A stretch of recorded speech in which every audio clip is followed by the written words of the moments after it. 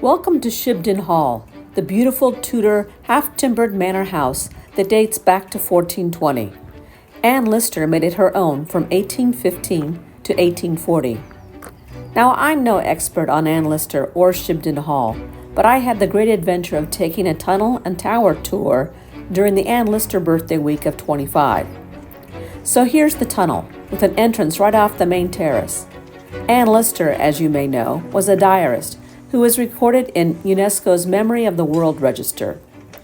It's because of her many diaries with details about all the minutiae of daily life, along with encoded details of her personal life, that we know so much about Shibden and Anne herself. These are the gardener's tunnels, so likely they were used to move and transport tools and materials from one area and level to another. The tunnels provided storage and certainly would have been a convenient refuge for workers and staff with the West Yorkshire weather. The tunnels open up to the side of the house and would have led back towards the servants' wing, one of the renovations that Anne Lister made.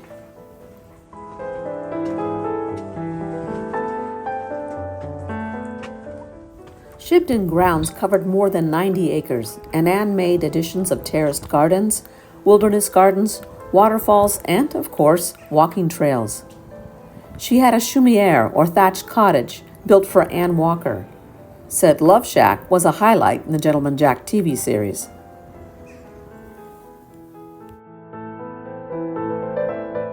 Lister was deeply involved with all the planning and implementation of the changes on the property. Her journal detailed descriptions of the work being done, including the cost and quality of materials. You can imagine her managing the work, making sure that only the best was used with every project.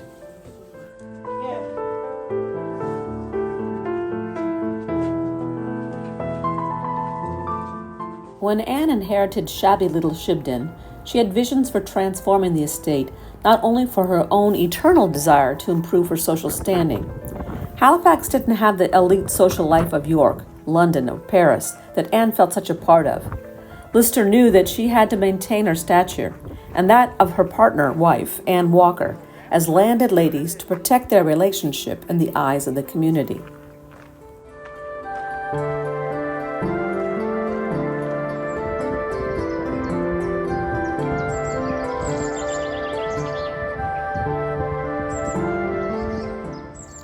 Adjacent to Shibden, the Calderdale Council has sponsored an exhibit that highlights the skills of a master craftsman dry stone waller.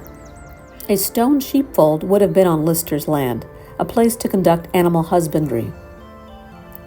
Like Lister, I was intrigued by the stages in building a traditional chicks and hens wall.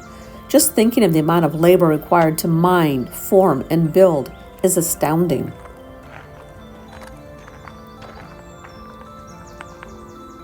Befittingly, a monument bench to Anne Lister is carved with her words, a wheel, and a watch.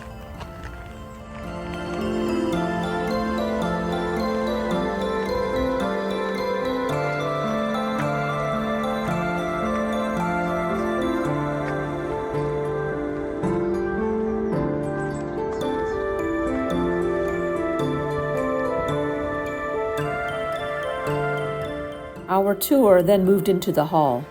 The ceiling was raised in the main house body, creating a gallery that boasts beautiful stained glass from the 16th century. The stone mullioned windows, some taken from the churches that Henry VIII had decommissioned, showed coats of arms of Shibden's previous owners.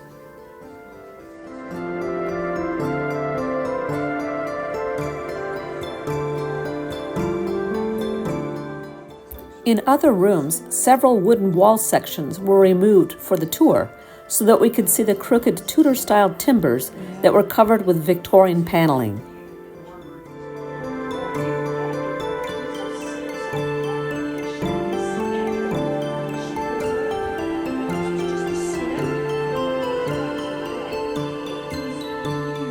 Shibden Hall passed through a number of family members, having profited as cloth merchants, letting their land and mining.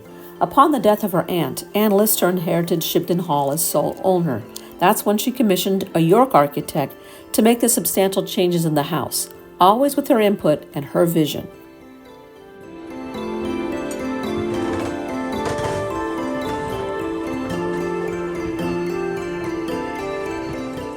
most castle-like addition is the Neo-gothic Norman tower. Here is where Anne directed master carpenters to build bookcases to hold her library.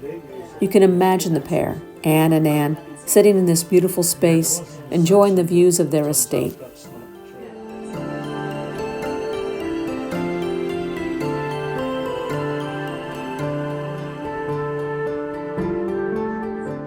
Anne had a most innovative addition made to the house, an indoor water closet.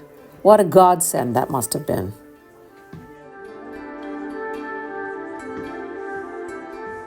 Visitors comment on feeling Anne Lister's spirit, her presence here. Shibden Hall exudes her vision, her personality. Timepieces, thermometers, writing desks all reveal who she was, a woman of learning and yearning, a bold, charismatic woman who was ahead of her time. In her diaries of more than 5 million words, she wrote, "I love and only love the fairer sex." Her most ardent wish was to have a wife, to be her love, and to accompany her through life. She found that with Anne Walker here in Shibden Hall.